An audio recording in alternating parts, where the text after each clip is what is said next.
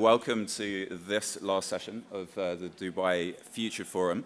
My name's Chris. I'm going to be your moderator for today. My job is to get out of their brains all of the intelligent stuff they have to share with us. So I'm not going to be talking that much. So today's session, we're going to be talking collaborative foresight. How can we create strong, lasting connections? We're going to have about 35 minutes of conversation with these three lovely people, and then we're going to be opening up for questions, any queries that you might have from the audience. But let's get cracking, shall we? We're going to be thinking about how collaboration can move beyond foresight processes into real-world decisions and relationships. So we're not just going to be asking about like how do we do foresight. You're all experts. You've all practiced foresight. We're going to be thinking about where does it make a difference? What capabilities and relationships make it last? So we're just going to jump straight into some questions for David, for Geci, and for James. I'm going to start with David. The first question to all of you, we're going to keep this one quite short, is why does collaboration matter in foresight today? So what problems does it help us to solve? David, you're first up. Sounds good. So two-part question. The first, I would actually say collaboration matters so much that, in fact, actually it should be our first sort of instinct to be collaborative in terms of the way we approach foresight. In terms of the why it's needed, I think there's really sort of different levels. So within an organization, so I come from the private sector. I'm at a startup right now, but before that I was at SAP, led an insights research center there. And so within the organization, it's a way of building consensus, right? And that's critically important, especially when you have a lot of people that don't know much about foresight, but you're trying to sort of use it with them. But then most brands are, in fact, actually networks of businesses. And so collaborative foresight is a way to create shared vision within that community, whatever that looks like. But then I would say, you look at the global issues we're facing, the only way we're going to address those is through collaborative approaches. And collaborative foresight is critical to creating shared visions for that. Okay. So consensus is a key aspect. Exactly. Okay. Yeah. All right. Let's move over. Geci, same question. Is this where we begin the debate? Absolutely. Please. Okay. No, I would say maybe not consensus, but the future as a commons requires that there is collaboration. And that commons may not be one where we have to agree on everything, but if we're going to be there together, then hopefully we participated and collaborated in thinking about those futures. Otherwise, we're actively defuturing those who don't get to be involved.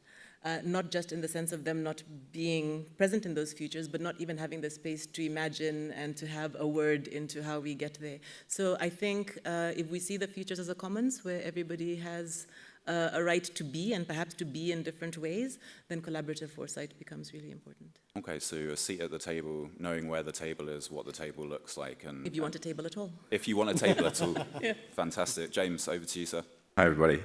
I think for me, I break it down into two elements. There's the collaboration you do as you build your analysis and you get that foresight work, or you build your scenarios, whatever it is. And then there's the collaboration, you bring people together to act on it. And for me, like, the really key thing is how you generate action from your work. Policy change, legislation, whatever it is, how do you get to action? And if you do it collaboratively and you engage people in that process, they're much more likely to act on it because they've got stake in the game. So very often, we'll interview senior leaders or we'll convene senior people who are empowered to talk about the foresight and say, what are you going to do? Because that's how you actually get action on the future. There's no shortage of analysis in this space. But I think there's much more we could do on the action front. Okay. All right, so action, consensus building, a commons. But let's roll it back a little bit. We talk about collaboration a lot, don't we, in the foresight space? And I know from my own experience, people sometimes dress collaboration up as we're going to do this thing regardless. And you're going to work together. Whether you like the person or the organization or not, this is what's going to happen. In other instances, you have that melding of brain cells and values and cultures and so on and so forth, and collaboration can be something quite creative and quite beautiful. But I wanted to roll it back a little bit and understand, what does collaboration actually mean to each of you? What does it mean for you in your work? Is it something that's a challenging concept, or is it just very clear collaboration means X, Y, and Z? Oh, I mean, it can be challenging to make a successful collaboration for sure, Sure. right? And I think you need to think through the dimensions to make that happen. But you know, collaboration for me is beyond just sort of like a workshop. It's beyond just sort of like people showing up and being forced to participate. You know, if you've curated it the right way, you've put people together that are creating a you know, a shared understanding of the issues and the challenges that are before them. Hopefully, creating a shared vision. And seeing your role in that vision is critical, right? Like it's not one vision and you know, everyone just better adopt it, but it's more of, you know, you're aiming for a vision where everyone feels present in it. And then in a dream world, you're getting to a place where there's shared action or application, right? At different levels, whatever that might look like. And just a follow-up question then. So in a corporate environment, of which you've got plenty of experience, how do you distinguish between genuine collaboration from managed participation? That is well, so it's not always easy to distinguish. Sure. Right, fair enough. You're aiming clearly for collaboration, and I think it really comes down to the way you design it. So you know, we often spend a lot of time thinking about, you know, the practice of foresight and the methodologies, you know, within a collaborative foresight project. That's important. But I think there's, you know, when you get into a collaborative space, there's 3 other dimensions you really have to think about. The first one is you actually have to align on the problem. It doesn't mean that you know everyone everyone has the same agenda, because people can have very different agendas. But the problem, everyone's agenda, if you like, needs to be represented in the problem in some way. So you have to spend a lot of time thinking about how you align on the problem. The second is you need to create confidence in the process. In the corporate world, there's a lot of people that still question. There's lots of foresight teams. You know, within the corporate world, but there's also a lot of skepticism, frankly, about foresight as a methodology, right? Whereas, you know, they prefer to go to more traditional insights or forecasting or those kinds of approaches. So you actually have to spend a fair bit of time convincing them that they should have confidence in what we're doing here. And then the third one is you have to curate the people. And you got to spend a lot of time. So you're not just curating the right set of experts to help you generate insights, but you also want to curate the right people in the room so that they can help apply those insights, whether that's in decision making or elsewhere. So they're slightly different, but they're fundamentally critical. And if you don't get that right, I mean, you'll always have people showing up that it's just managed participation, but you're trying to minimize that. Yeah. Gotcha. Thanks for that, James. On that one, I think it's such a skill of facilitation. I think if you can facilitate and hold space and make people engage in the process, I would say, that would be probably my main one, is if you can cultivate your skill of facilitation, especially, so where I work in the Cabinet Office, we have an organisation, 500,000 people, lots of different organisations. I think we have to collaborate by default, because I often tell people in the Cabinet Office, I don't really know anything. All of the expertise on these topics is out in departments. So I need to be able to interview and aggregate all this expertise. I need to be able to facilitate. I need to be able to spot the patterns across these different teams, spot the compounding problems, find where there's divergence between people's views, find where there's a knock-on effect to an issue, and perhaps one department hasn't realized how impactful what they're doing could be on another part of the system. And I think you have to be collaborative and you have to be a good facilitator. I'd also say facilitation is a really good skill for AI-proofing your career. I think it's going to be a while before we replace Chris with an AI. I'm not so sure about that. I'm pretty simple chap. But what does collaboration itself mean for you? What does it mean for me? Yeah. I think it's about finding common ground in the system if you can. I think it's about convening and holding space, and I think it's about identifying the motivations of your target audience and then bringing people together around that so that they engage. And how do you decide who's in and who's not in? Like what does that look like for you? So I think I mentioned the Cabinet Office, big organisation, 500,000 people. But within that organisation, I have brilliant insight. So sometimes, if you're trying to find, to your point about about where is Foresight? Sometimes the people who I look for when I'm looking for my Foresight counterparts in the system work in risk, they work in strategy, they work in policy, they work in analysis. So sometimes it's just a challenge to find people in a big system because the vocabulary is different across a big system. But one thing we do have in the UK, we've got a brilliant network of academics. We've got some great international companies. So we can often bring, using a really broad, diverse network of people across the private sector, departments, academia, also our embassy network. If you're working in a government, you've got this network of embassies around the world who can tell you what's going on. But we need to draw that insight back, and then we need to work out what it means for the priorities of the government. So I think we cast the net wide. There are sometimes issues with, sometimes some restrictions about what you can share with all those stakeholder groups. And there might be national security reasons that you don't want to bring in, everyone into the room at certain times, or, to be honest, oftentimes when we use scenarios in government, you've got to be. There's almost an issue with leak risk if you're dealing with a really juicy scenario. That could play out in a different way if that it gets into the papers. It could be, the government's preparing for this thing. Well, we're not preparing for it, we're exploring it. But there's a leak risk there. So you try and be as collaborative as you can, but there might be restrictions to who you can bring in and when. Or you might end up, oftentimes a lot of governments around the world will do maybe some public-facing foresight that they can show the world to demonstrate how they are thinking longer term, and then maybe a private version that they keep internally that might have some different detail in it. But I'll stop there. I know you're on a roll, but I do want to turn over to Geci. Same question. What does collaboration mean for you, to you? And maybe to locate myself in terms of where I'll answer that from. I'm an academic and working a lot with communities as well, and also very much in this kind of north-south C-suite communities kind of distance. And I think from that position, I would probably describe collaborative foresight as requiring the co-authorship of those futures. And that's probably got to do definitely with the facilitation, but also with the way the whole exercise is set up in the first place. Why are you doing this foresight? Is this extractive in the sense that all you need is data from them to feed what you're doing? Or is this about consumption? You want to convince them of something, so we're going to craft some features and give them to you.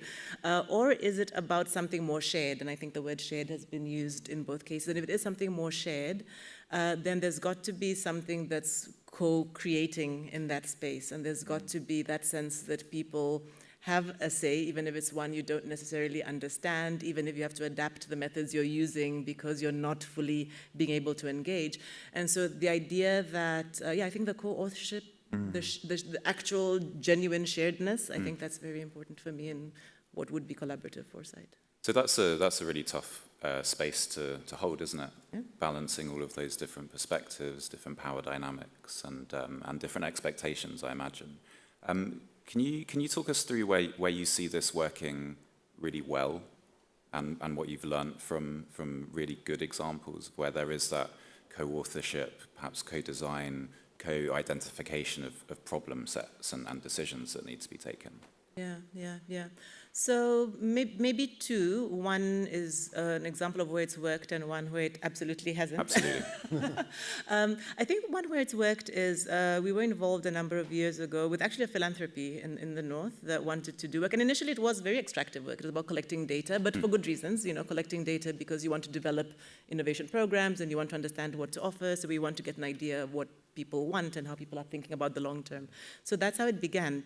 But I think as they began to do that and as people began to push back a little bit, because even when you think you're helping, people have many concerns and their concerns are not only the thing you're working on, and it becomes difficult because often people come in with a fairly narrow mandate, but to communities who have many interests actually, and not just, maybe you want to do just agriculture, but now they're raising health, and you're not there to do health, very little you could do about it, so what do you then do? And what that spun off to actually is a platform we built called Foresight for Development, and what they did was to seed fund the development of the platform that could take on at least create a space where those other issues could be explored, where people could begin having the conversations they wanted to have that exceeded the mandate at present. And I think what that was about was taking responsibility for the fact that, yes, you had something clear and good that required foresight, but these people's foresight is not about the single issue that you're trying to explore. And what do you then do? In that case, you know, they're philanthropy, they've got money, and they were able to assist with money. That's not always the case. But I think that was a good example of understanding that you may have to go beyond the thing you thought you were doing if you are genuinely co-authoring something where you're not there to tell people, stop that. Right. You know? I thought that was good. I think what was not so good, we began a project a number of years ago called the Capacity to Decolonize. The capacity to decolonize was about the capacity to decolonize futures and futures thinking, and what would it look like for people who wanted to support such a space. What worked wonderfully was the co-design of the capacity to decolonize. We developed a wonderful project with 30 people from around the world, great ideas about how we could work differently with funders and communities and futurists and all of that. There's a wonderful website, it's still up there, go look at it.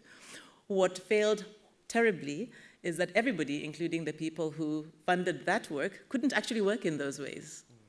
It's really difficult to do genuine collaborative work, especially from the power position, from the interest, you know, whether it's the government or the philanthropy or whatever, because it would require you to completely upend how you've set up to work in the first place. You would have to fund differently, you'd have to relate differently, you'd have to cede power positions that, in fact, are the very basis of how you relate. These are not easy things to do, and so in a way, maybe just to say collaboration isn't easy. Difficult to do those things, but not impossible. Not impossible. I mean, I think there's small examples, and I think we have to continue experimenting with those spaces if we want to do this difficult work. Huh. Thank you very much. And can you talk us through, like, does collaboration change when community ownership is the starting point? Like, what can that look like? Well, so there was a philanthropy session on the pre-workshop day one. And in that, one of the comments that a lot of people stated was time, that part of the problem is that you've got time. You've got time to a policy process, or you've got time to a project that one is doing. And the problem is that it's very hard to decide how much time the collaboration is going to take because you don't know, and you don't know what you don't know. And so your one-year project timeline or your three-year policy horizon may not be how much time it takes. So again, going back to the capacity to decolonize, we proposed that you wouldn't know for a minimum of 5 years what people were actually going to do. This was an impossible condition for many people to accept. But I think as futurists, we talk a lot about time, but I think we're not really serious about how much time we think it might take, and we're not very flexible about time. And my pet topic, which is different conceptions of time. So 5 years for some people sounds like a hideously long time. For other people, it's a blink of an eye. And then you can get that time back. I always say time catches up with you, so it's fine. It doesn't matter. If I'm late, it's okay. We'll still be fine. But yeah, so I think that's one of the things that we've really got to think about is if you really want to collaborate, you may have to rethink how you're thinking about time. Yeah. No, I mean, I totally agree with you. I think time is something that I feel is kind of traded sometimes for foresight, isn't it? Like with all of the, you know, with some of the decision makers, there's so much cynicism around, you know, what is this foresight thing? What's this futures thing? Why is it different to X, Y, and Z? And then you almost sometimes find yourself saying, well, it's not going to take too much time, just so you can get your foot in the door. Yes. And then lo and behold, you know, it could be a year later. And hopefully along the way, they've discovered, you know, this futures thinking and foresight, and we've converted them, and excellent. But it is a commodity, isn't it? Depending on how you view it. But so if we moved into the practice of collaborative foresight, David, you've got so much experience in parts of the private sector. I don't want to describe it as one big homogenous lump because it's not. There's much diversity in that sector. What have some of the digital platforms that you've worked with how have they helped to genuinely expand participation in foresight processes? Yeah, actually, I think I would say not particularly well. Oh, really? Yeah. I actually think that when you look at most platforms and tools that are created, they're actually created for internal teams. They're not, you know, and yet most of us, when we're operating within in the Foresight space, or even more generally in the insight space, you're actually operating in a network. Right? Those tools are not designed for that. They're designed for an internal team that's homogeneous. They're not designed for a network that is heterogeneous, and how you manage those sorts of things. So, that has been something that's been top of mind for me for some time. In fact, coming out of my master's degree, University of Houston, in Foresight, which was focused on collaborative foresight, actually, specifically, was where the idea for the Open Foresight Hub came from. So that was one of the platforms, one of the early platforms built. And the idea there was, we need to break down the castle walls that sit around corporations, right? Foresight is done within them. This is not healthy. We are missing many perspectives. How do we actually essentially decolonize, right, and create a platform that is owned by no one, really, at the end of the day, where different perspectives can be shared. And so that was sort of a first effort. I actually left SAP just recently to create another platform that's also similar in the space, but where in fact actually the intent is to say, how do you bring all of the actors into a platform?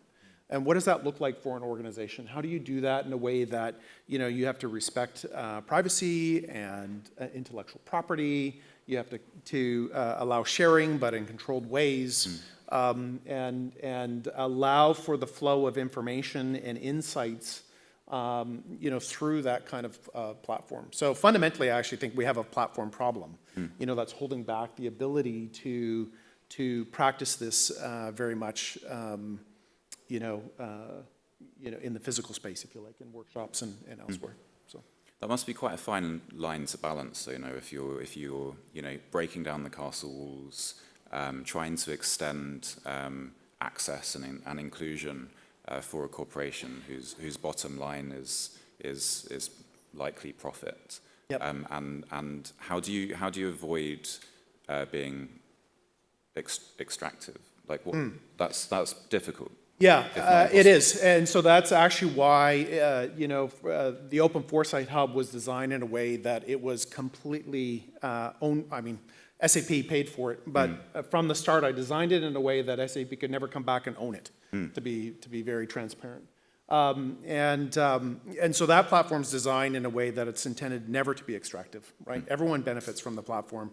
Who contributes, they benefit in whatever format they want. The platform we're building now could be extractive in a way, right? In the sense that, in your traditional, it's not intended, you know what I mean? That's not the intent. Sure. But, for a lot of corporations, like at SAP, and we were spending millions of dollars on research of various sorts. And the reality is we hired lots of agencies and external vendors to do that work. And so we would bring that information and we wouldn't necessarily push it back out, right? That is that's a sort of a natural bent of organizations. It's on the individuals running those organizations to make sure it's not extractive. So what we were doing when I was there, the foresight work we were being very deliberate that whoever participated in a foresight project got to benefit, whoever it was, didn't matter. All of the research was shared freely and made available to them. So I think that's I'm not sure how you solve a problem like that, other than making it completely free and available. Like the Open Foresight Hub, how you solve that kind of problem. You're depending on people, to make sure it's not extractive. Gotcha. Thanks, and thanks for being so frank. And sorry, it was a bit of a tough one. I'm no longer at SAP, so I can be very transparent. All right, so let's take a hop, skip, and a jump over to the Foresight directory, if I may, Geci. Sure. All right, how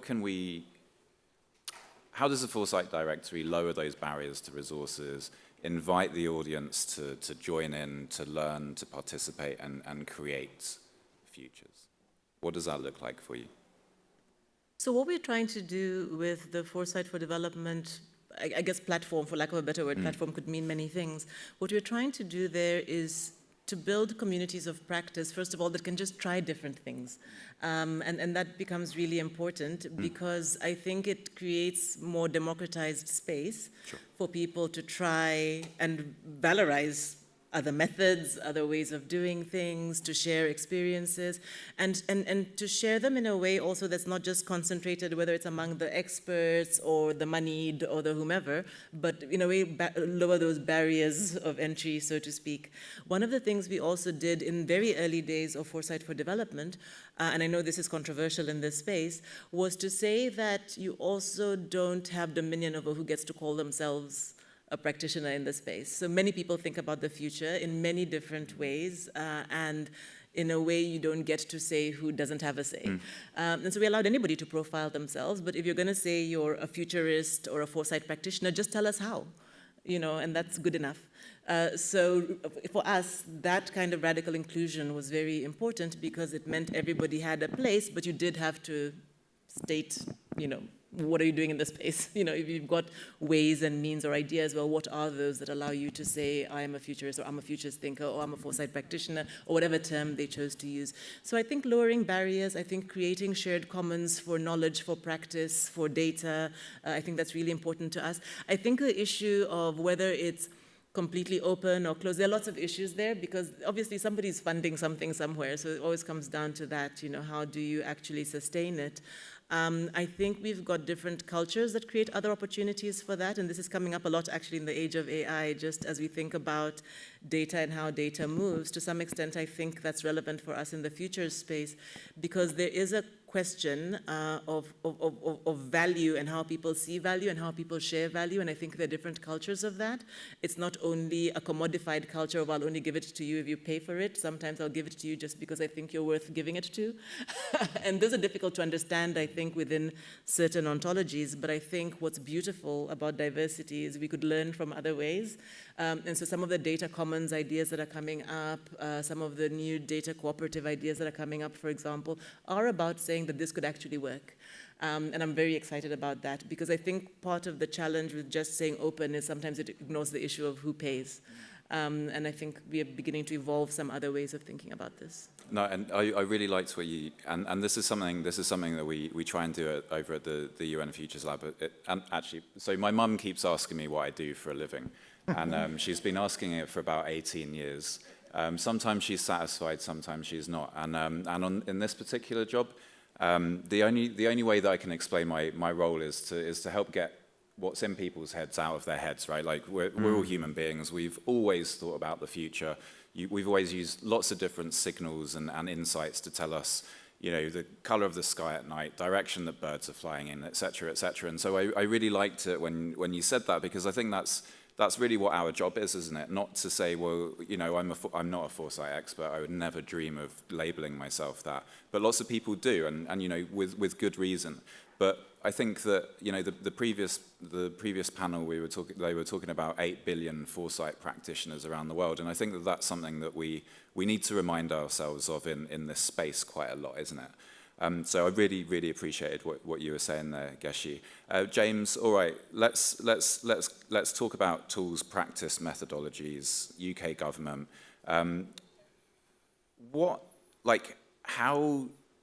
Where do collaborative foresight efforts work in government?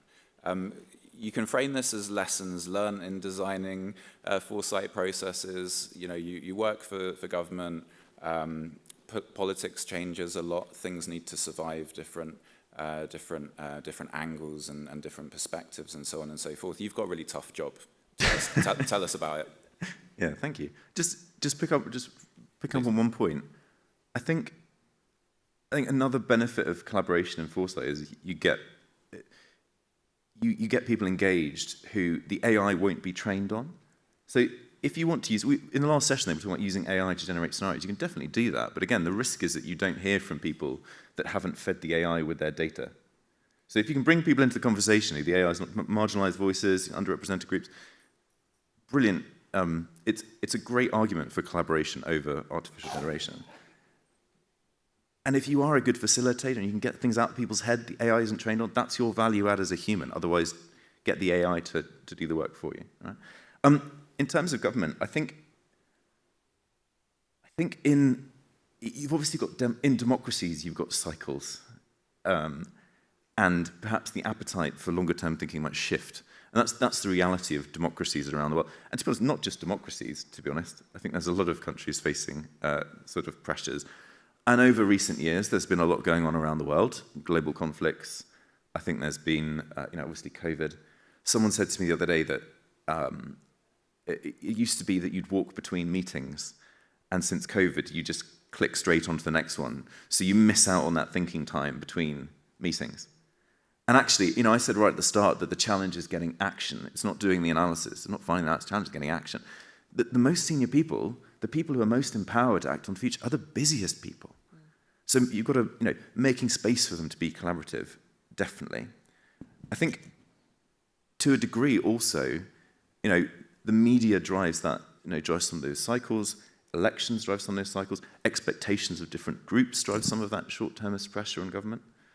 I think where I see collaboration working really well in Foresight, but it's actually multilateral level. You've got times when countries can agree on longer-term things, and it's easier for them to agree on longer-term things than things that are near, because it's less, it's further into the future. It's easier to. So if you think about like Montreal Protocol, Nuclear Non-Proliferation Treaty, for example, countries agreeing on long-term targets, and actually those commitments meant other countries didn't seek nuclear weapons because there'd been this agreement on a longer-term debt. So I think sometimes collaboration and foresight opens the door for negotiation and diplomacy to a degree really well. I think that part of the way you solve that challenge of short-termism in governments around the world might be with the collaboration and the engagement of citizens with foresight, because that's going to help you address some of the trust problem if you're listening more to people in your country. But it also raises awareness of some of these longer-term issues in your countries. And you need that because you want to make political room for governments to be able to act longer term. But the public needs a certain level of understanding about some long-term challenges if they're going to give you the opportunity to do that, to do short-term pain for long-term gain. I also think there's we've been doing a little bit of work with our parliament to sort of encourage scrutiny, more scrutiny with the long term, is sort of holding a bit more accountability for people in government, asking them about the long term. And I think that's certain countries do that really well. It's like Finland. They've introduced more kind of external accountability. There's great examples, I'm sure people have heard them in the last week from around the world, of countries that are experimenting with different methods to try and introduce more accountability and change that short-termist cycle, where you have everybody thinks the person they're accountable to is more short-termist than they are, if you know what I mean. Yeah.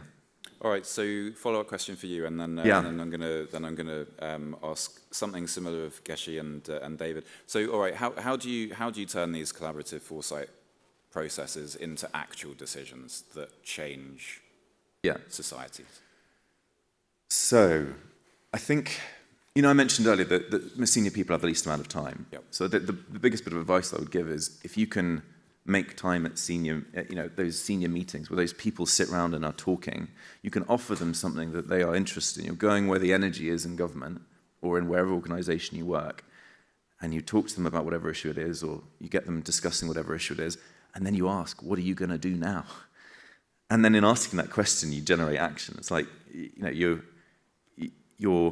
going where the energy is, you're making time for people to discuss it if you've got that level of empowerment and space to do that. And you're asking, how do we move this forward? What do you want to do? And I said, often people are really receptive to that. One of the first things I did when I started in my job 4 years ago was look at annual horizon scanning. So every year we'll look at the year ahead. And then, we never struggled to get people interested in that item on their board meetings. Let's have a chat about the year ahead.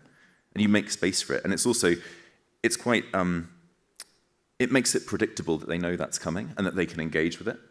And it becomes an annual event. So I think a bit of predictability, consistency, we get people engaging with it, from now, from sort of November, December time. You don't want to start your horizon scan too early because quite a lot changes by January. But I would say that it's working out how you're going to influence those stakeholders and what they care about, and then making space for them to discuss it. We often get, it's that, you get one or two things, well, you get lots of things, don't you? What am I talking about? But one of the things we get is, we follow that example, right? And we try and get where the energy is. Yeah. And then we say, well, what are you going to do about it? Yeah. And then sometimes you get like the panicked, oh God, we have to do something about this. And you're like, well, it's obviously your prerogative, but ideally you would. And sometimes you get that kind of that panic. And sometimes, and then they say, we want you to kind of give us a few, be a bit more prescriptive. Like, tell us what you think we should do. And that's the space I'm not getting into. Because as soon as you get into that space, then you get too prescriptive and you get told that's not your domain. You're here to help us with the insights. And I can appreciate the different approaches, because decision makers do have very little time. The complexity and the complicatedness and the pressure sometimes politically that people have. Our brains are just not designed for this level of complexity, are we? But David, let's talk to you, private sector. Examples of how we can turn collaborative foresight into decisions. Where has that worked really well in your? Great question. And it's a huge challenge. Similar. I mean, I think the challenge is very similar in the private sector to the public sector in terms of, you've got decision makers that don't have time, aren't necessarily bought into the process, and somehow you're trying to influence them. Anyway, that's probably like a whole session in and of itself, how to deal with that. Yeah. Where we tended to find success was at the product level, to be honest. Right. Because often they were looking at product strategy, is a future-oriented thing, right? It's like, I need to make a decision about where the market's going to be in the next X amount of time. And whether this is the right investment to make. And so, so that is where we tended to have the most success, to be honest. Now, collaborative models were very powerful to actually sort of driving influence. So, which gets to some of the challenges with decision makers, right? So you have a confidence issue, and you have a time issue with them. And so the way we would, we actually try to attack it in a number of different approaches. But often the approach we would take would be to say, look, ideally the decision maker's in the process. Then they experience it, they see the value of it, you know what I mean? But clearly they don't have the time. And so what we would do then is say, well, let's find a proxy. Who is someone that decision maker really trusts? So that and bring them into the process. So then when we got to presenting the findings, they would obviously look to the person that they trusted, and if that person was nodding their head, they'd be like, okay, yeah, that sounds like a great idea. So you were using, not manipulating, because you still needed to make sure the process is right, but you're sort of breaking down some of those barriers around, like, do I trust what they're saying and where they're coming from? One of the other approaches that we worked on was we came up with, we called them insight conversations. And so it's like a mini workshop that you could run in 45 minutes with a decision maker. And so the idea here was, if I present something to you, if I say something to you, you might be like, yeah, okay, that's nice. Or if it's something fairly radical and different, you'll be skeptical. In fact, you need to hear it multiple times before you actually sort of come around to it. You don't have multiple times to say something to a decision maker.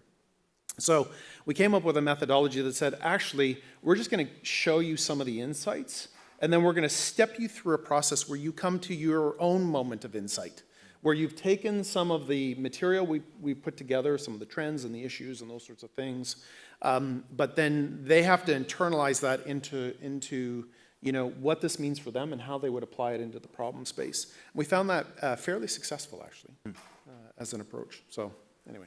Fantastic. Thanks for those examples. Brilliant. Geci, talk us, what does this look like? Getting the decisions to be made in ways that are informed by collaborative foresight processes, sitting where you do between so many different power dynamics. What does that look like? What does it feel like? What's been your experience? The word that's coming to mind is guerrilla tactics.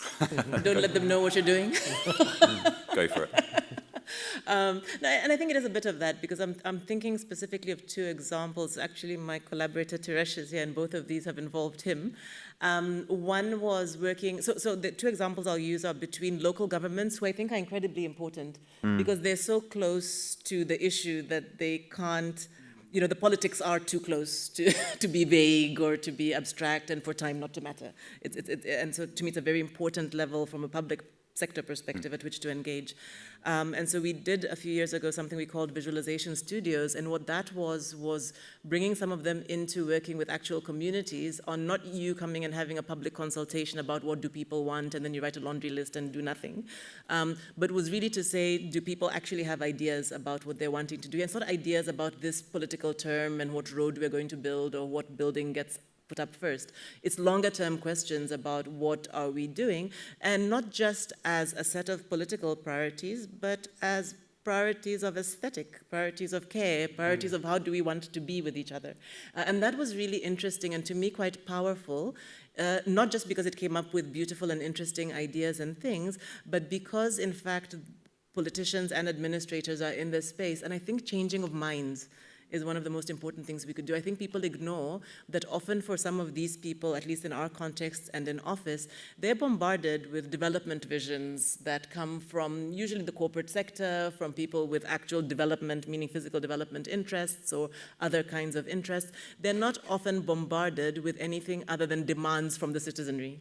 So they're bombarded with imaginaries from the citizenry about what they actually want that doesn't look like a list of demands and expectations, but that looks like something compelling, something that actually sounds like something you want to be part of, and there is a way to do that. So I think that was just one example.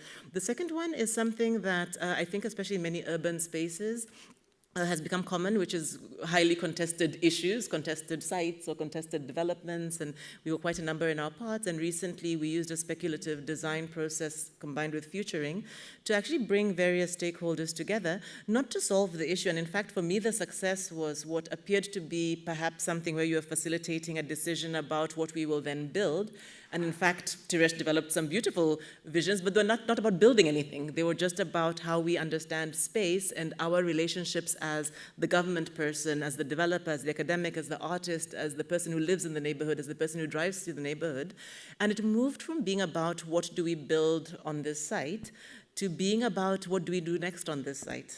And in fact, what's emerged from that, from what I hear, I hope nothing has changed, is in fact they're developing some experiential ideas, some activations. Actually, nothing is being built. And I think that's a wonderful outcome because it ceased being about whose thing was going to be built to what does this space mean for us, actually, with all of our different interests. And the people we were most worried about actually was the government people, because I think in that kind of a context, it's most difficult for them because they're a property holder and they're a decision holder among all of these different interests. So everybody's looking to them and they don't want to be put in a difficult position. But I think this space, they became active participants and not just decision makers. And I think that was also beautiful to see. So I think we can use Foresight in ways that also doesn't diminish contestation, but perhaps transforms it into something more important. Love it. Fantastic. So what we're gonna do next is we're gonna turn it over to you all in the audience. And so if you've got questions for our panelists, please think about those questions in the next 15 to 20 seconds. And then we're going to be, and then if you've got questions, just raise your hand, and we will select you, and a microphone will arrive from either the right or the left, and you can ask your questions. And then we're going to ask our panelists to round us off with some thoughts on what do we need to do next to keep this space for collaborative foresight. Is that all right with you all? Sure. Fantastic. Yeah. All right. So hands, please. Who's got a hand up? And yeah, there's a lady in the last row next to the railing up there. Yeah, wave your hand. There you go. Microphone coming to you. And if you could just let us know your name and your question. The floor is yours. My name is Noreen, and I come from a small island state, the Maldives, that most of us will know as beautiful, but also we're at the front lines of climate impact, I suppose.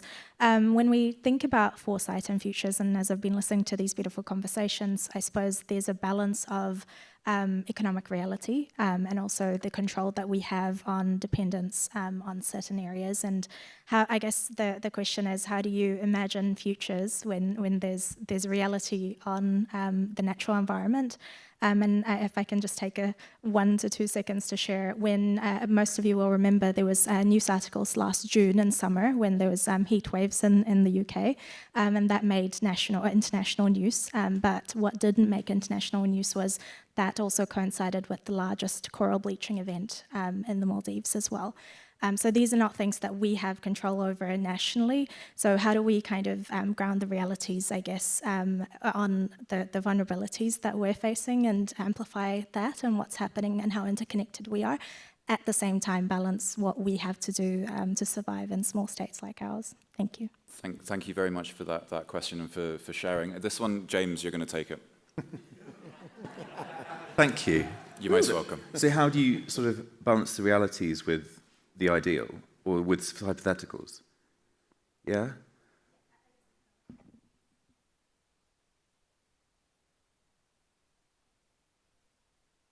The global control. Global impact. Oh, sorry.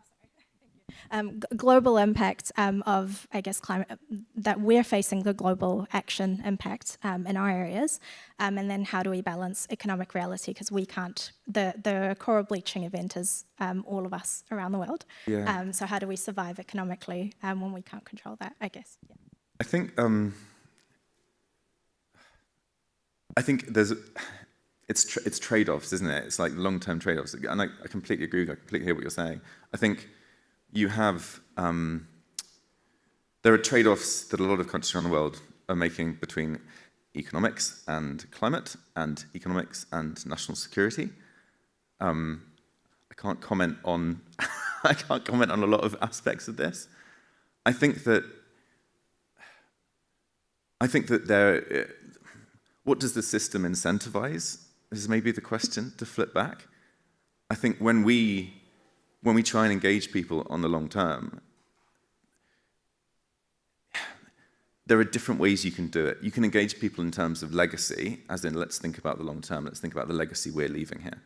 Or you can engage people in terms of economics, and actually it might even be a saving to acting on this now as opposed to acting on it later. Or you can engage it in terms of, there's different ways to sell it.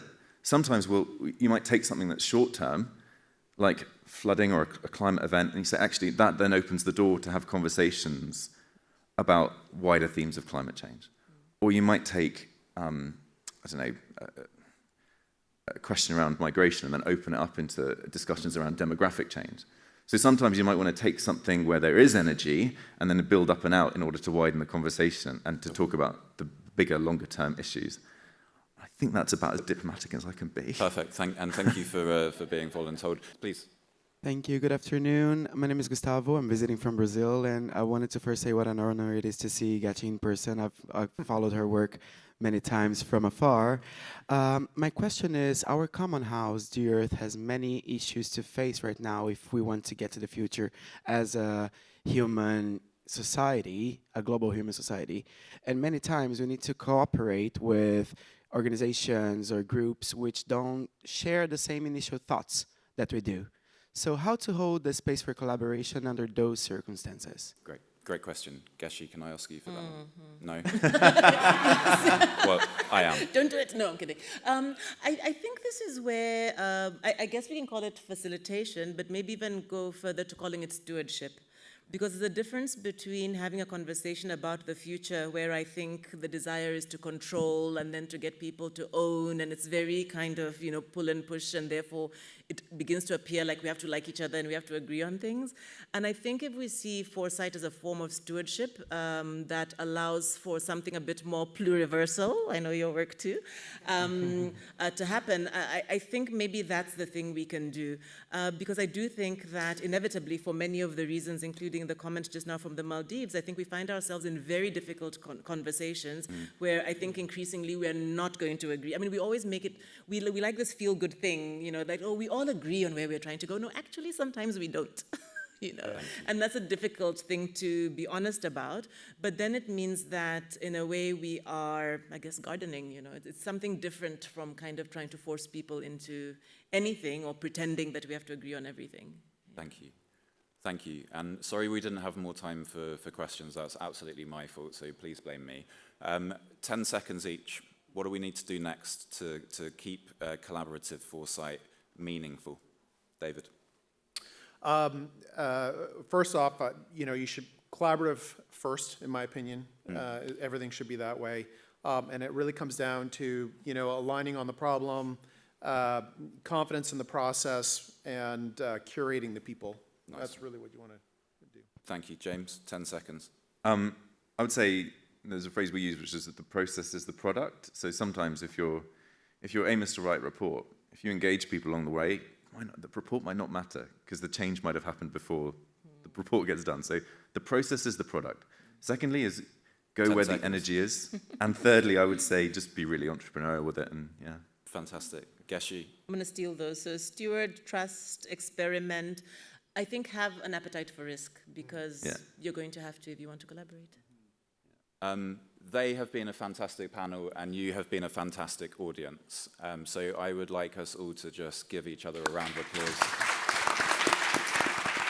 And to say thank you for having this space and this time together to talk about foresight in these ways. Thanks to the Dubai Futures Forum. I hope you have fantastic rests of your forum together and fantastic journeys home. Thank you very much.